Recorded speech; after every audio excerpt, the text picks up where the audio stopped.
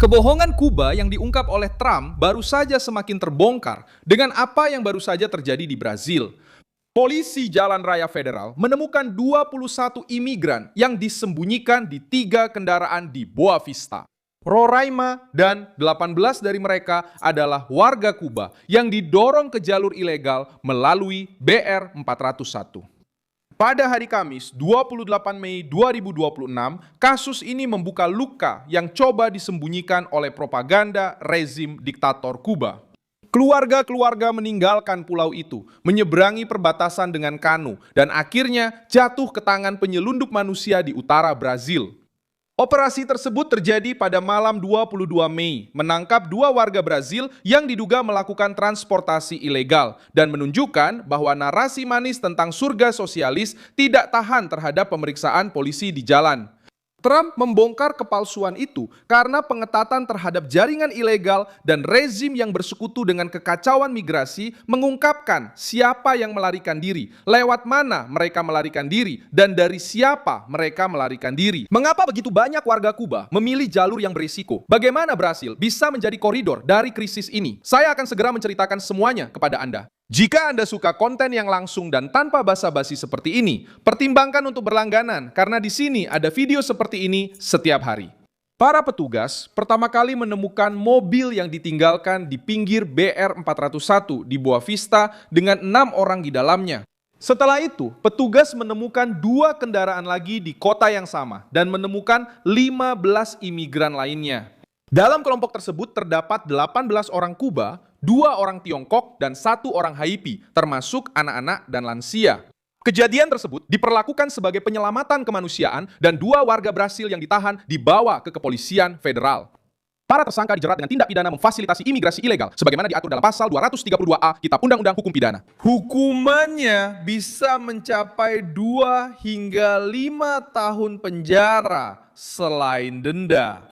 Tuduhan tersebut menargetkan pengangkutan ilegal orang asing demi keuntungan ekonomi. Dalam bahasa sederhana, ini adalah skema para koyote. Orang-orang yang mendapatkan uang dari keputusasaan mereka yang menyeberangi perbatasan tanpa perlindungan, tanpa keamanan, dan tanpa jaminan akan sampai ke tujuan.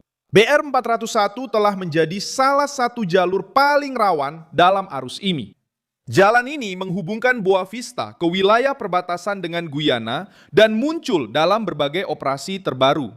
Logika yang digunakan oleh banyak orang Kuba ini sudah dikenal oleh pihak berwenang. Keberangkatan dari Havana menuju Georgetown, ibu kota Guyana, perjalanan darat, penyeberangan sungai Takutu menuju Bonfim, dan perjalanan melalui jalan raya ke Boa Vista adalah jalur yang mahal, beresiko, dan dikendalikan oleh para perantara. Disinilah sandiwara politik terbongkar. Kaum kiri mencoba menjual Kuba sebagai simbol martabat revolusioner. Tapi data menunjukkan orang Kuba melarikan diri secara massal bersama anak-anak dan lansia di dalam mobil ilegal di ujung utara Brasil. Ini bukan pariwisata, ini bukan pertukaran pelajar. Ini adalah pelarian dari sebuah pulau yang hancur akibat puluhan tahun kediktatoran, pemadaman listrik, kelangkaan, penindasan, dan tidak adanya masa depan. Brasil menerima dampak langsung dari rezim yang mendorong rakyatnya sendiri untuk melarikan diri. Operasi pada 22 Mei itu bukan kasus yang berdiri sendiri. Pada 16 Mei, polisi menemukan 10 orang Kuba, termasuk 2 anak berusia 2 dan 4 tahun, berdesakan di dalam mobil tanpa kursi belakang di jalan yang sama, BR 401. Pada 12 Mei, aksi lain mendapati 31 orang Kuba yang telah menyeberangi sungai Takutu dengan kano dari Guyana. Pada 31 Maret, PRF menyelamatkan 34 orang Kuba di jembatan Macuxis dan menangkap 6 penyelundup asal Brasil yang membawa mereka dari Bonfim ke Boa Vista. Urutannya menunjukkan pola, rute, dan pengulangan tindakan kriminal. Data dari PRF menegaskan tingkat keseriusannya. Antara tahun 2024 hingga Mei 2026, 189 imigran telah diselamatkan di Jalan Raya Federal Roraima.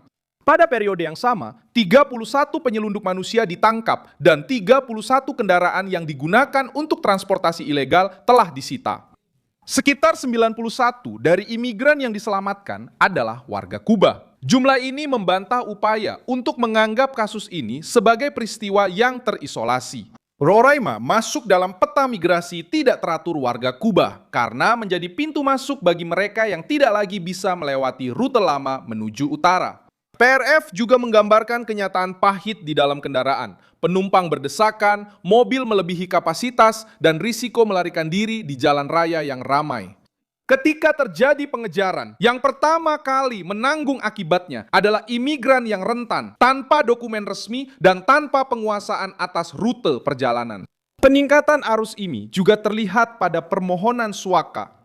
Pada tahun 2024, data resmi dari Kementerian Kehakiman menunjukkan ada 22.288 permohonan dari warga Kuba, setara dengan 32,7% dari seluruh permohonan pada tahun itu. Pada tahun 2025, jumlahnya melonjak menjadi 41.920 permohonan. Menurut data yang dikutip oleh Observatorium Migrasi Internasional, ini mewakili 55,4% dari seluruh permohonan yang diajukan di Brasil pada tahun itu. Orang Kuba tidak lagi menjadi kelompok sekunder dan mulai menjadi pusat krisis migrasi. Pertumbuhan ini membantu menjelaskan mengapa kasus BR401 memiliki bobot politik. Masalahnya tidak dimulai di jalan raya. Masalahnya bukan di jalan raya. Ini adalah keruntuhan sistem yang menahan penduduk dalam kekurangan dan kemudian menyalahkan dunia ketika penduduk itu melarikan diri. Ketika jalan menuju Amerika Serikat menjadi lebih sulit, sebagian arus mencoba turun melalui Amerika Selatan. Ketika perbatasan Brasil tampak lebih rentan, para penyelundup manusia memanfaatkan celah itu. Kejahatan terorganisir beradaptasi dengan cepat dan negara harus merespons sebelum rute itu menjadi koridor permanen.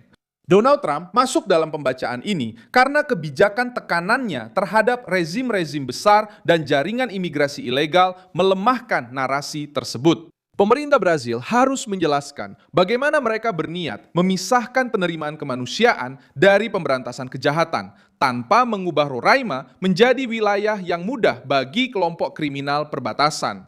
Kediktatoran Kuba berusaha mempertahankan citra politiknya, tetapi kenyataannya di lapangan menunjukkan hasil yang nyata.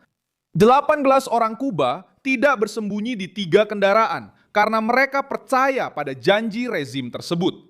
Mereka ada di sana karena hidup di pulau itu terasa menyesakkan, karena jalur resmi tidak mampu menampung besarnya keputusasaan, dan karena para penjahat telah menemukan cara untuk mengambil untung dari situasi ini. Tekanan dari Trump terhadap rezim Kuba yang diperkuat oleh Marco Rubio dengan sanksi terhadap struktur yang terkait dengan militer Havana menyoroti inti permasalahan. Bukan rakyat Kuba yang membela revolusi, justru rakyat Kuba yang melarikan diri darinya.